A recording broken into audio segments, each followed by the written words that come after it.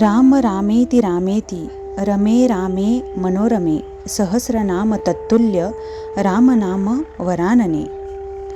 श्रीरामनवमी येते. श्रीरामनवमी निमित्त आज आपण प्रभू श्रीरामांची आवडती म्हणजेच रामरक्षेचं काय महत्त्व आहे, रामरक्षा का वाचावी किंवा रामरक्षा कोणी वाचावी याची संपूर्ण माहिती या व्हिडिओमध्ये बघणार आहोत. तर नेमकं रामरक्षा ही कोणी वाचावी, का वाचावी, कशी वाचावी किंवा वाचल्याने काय फायदे आहेत किंवा रामरक्षेचं काय महत्त्व आहेत हे आपण या व्हिडिओमध्ये बघूया. मूळतः श्रीरामनवमीमध्ये ही एक प्रभावी सेवा असते की जिचं पठण तुम्ही केल्याने तुम्हाला प्रभू श्रीरामांची कृपा नक्की भेटेल. तर सुरुवात करू या व्हिडिओमध्ये. श्री स्वामी समर्थ. जय जय स्वामी समर्थ सर्व माझ्या स्वामी भक्तांना. तर रामरक्षा स्तोत्र एक अत्यंत प्रभावशाली स्तोत्र आहे जे बुध कौशिक ऋषी यांनी रचले आहे. हे स्तोत्र भगवान श्रीराम यांची स्तुती आणि संरक्षणासाठी आहे. रक्षा म्हणजेच संरक्षण, शरीर, मन, कुटुंब आणि जीवनातील संकटातून रक्षण करणारे स्तोत्र. रामरक्षा स्तोत्राचे महत्त्व हे जीवनातील भीती, संकट आणि नकारात्मक शक्ती दूर करणारे आहे. हे बघा मैत्रिणींनो, प्रभू श्रीराम हे खूप कर्तव्यदक्ष होते, शक्तिशाली होते, मनाला आवर घालणारे म्हणजे संयमी खूप होते आणि हे सर्व जे त्यांचे गुण आहेत ते आपल्या बाळामध्ये यावे. ते संयमी बनावं, क्रूर बनू नये, ते प्रतिभाशाली बनावं, त्याचं व्यक्तिमत्व घडावं. यासाठी सर्व आई ज्या आहेत, सर्व माता ज्या आहेत, त्यांनी आपल्या बाळासाठी रामरक्षा स्तोत्राचे पठण नक्की करावे. तर रामरक्षा स्तोत्राचे महत्त्व म्हणजे जीवनातील भीती, संकट आणि नकारात्मक शक्ती दूर करणे आहे. मनाला शांती आणि स्थिरता देणे आहे. घरात सकारात्मक ऊर्जा वाढवणे आणि आत्मविश्वास आणि धैर्य वाढते. नियमित पठण केल्याने दैवी संरक्षण निर्माण होते. आता आपण म्हणजे बऱ्याच माझ्या व्हिडिओमध्ये अशा कमेंट आल्या की नेमकं ताई रामरक्षा स्तोत्राचा अर्थ नेमका काय.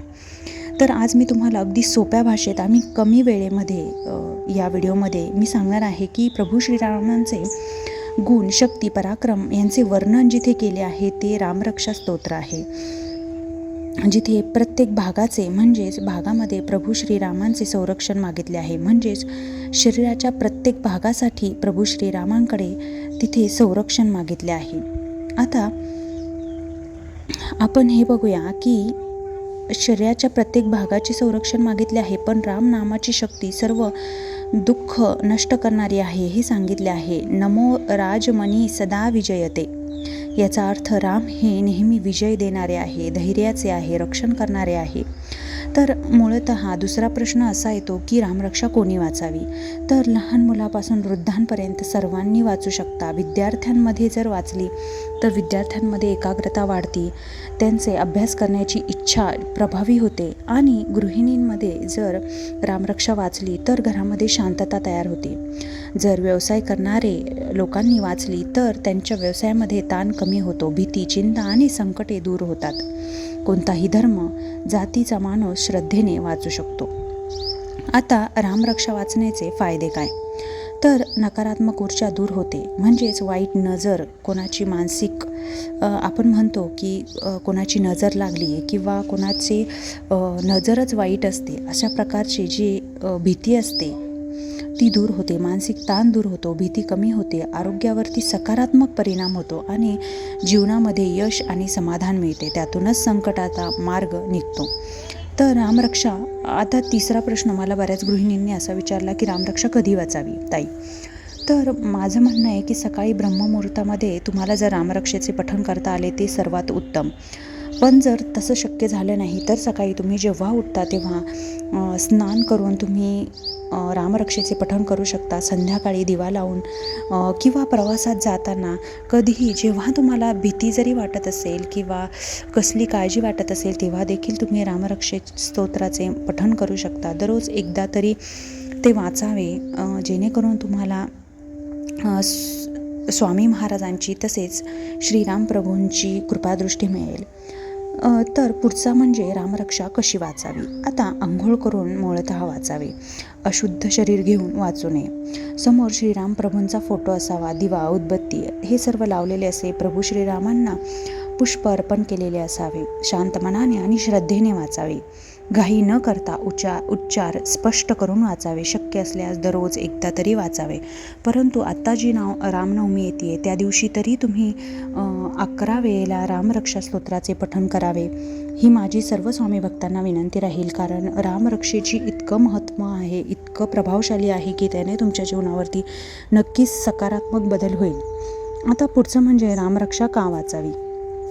तर जीवनात सुरक्षितता, स्थैर्य मिळण्यासाठी रामरक्षा वाचतात आणि मानसिक आणि आध्यात्मिक शक्ती वाढवण्यासाठी, देवापुढे श्रद्धा आणि विश्वास मजबूत करण्यासाठी देखील, संकटात मार्गदर्शन मिळण्यासाठी रामरक्षा वाचतात. तर रामरक्षा स्तोत्र हे फक्त शब्द नव्हे तर एक दैवी कवच आहे. जो श्रद्धेने वाचतो त्याच्या जीवनामध्ये नक्कीच सकारात्मक बदल होतात. आता मला तुम्हाला आवर्जून रामरक्षा स्तोत्रातील एक ओवी सांगावीशी वाटते की चरित रघुनाथस्य शतकोटी प्रविस्तरम एक एक रक्षणम भूसा महापातकनाशक. म्हणजेच याचा अर्थ असा होतो की प्रभू श्रीरामांचे चरित्र खूप विशाल आहे. कोट्यावधी कथांमध्ये ते सामावलेले आहे. त्यातील प्रत्येक अक्षर हे मनुष्याचे मोठमोठे पाप नष्ट करण्याची शक्ती त्यामध्ये सामावलेली आहे.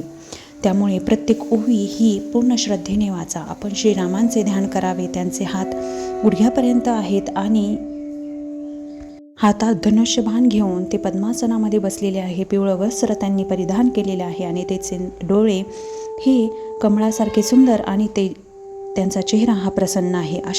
अशा देखील कल्पना किंवा अशा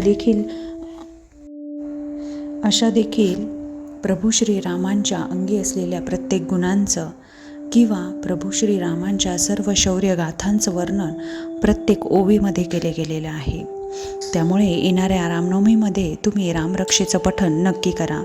11 वेळा प्रभू श्रीरामांची रामरक्षा नक्की म्हणा. त्याने तुमच्या मुलांच्या जीवनावरती सकारात्मक परिणाम होईल. त्यांना कवच प्राप्त होईल. मुलांमध्ये एकाग्रता, शौर्य आणि धैर्य यांचं महत्त्व वाढेल आणि त्यांच्यामध्ये एकाग्रता, अभ्यासाची चिकाटी तयार होईल. त्यामुळे प्रत्येक आईने या येत्या रामनवमीला रामरक्षेचं पठण नक्की करा. कारण त्याचं महत्त्व अमर आहे आणि अजर आहे. आजचा जर व्हिडिओ तुम्हाला थोडा जरी महत्त्वपूर्ण वाटला असेल तर या व्हिडिओला लाईक, शेअर आणि सबस्क्राईब नक्की करा. झालेली सेवा स्वामी महाराजांच्या चरणी अर्पण करते. तोपर्यंत श्री स्वामी समर्थ. जय जय स्वामी समर्थ. श्रीराम जय राम, जय जय राम.